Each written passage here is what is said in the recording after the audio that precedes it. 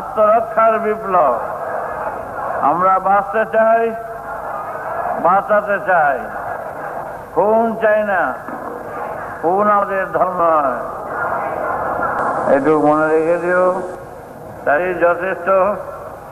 অনেক রকমের লোক আছে আমার নাম ভাঙিয়ে গিয়ে বলবে ঠাকুর অসুস্থ, টাকা চেয়ে পাঠাচ্ছেন, অস্ত্র কিনবেন।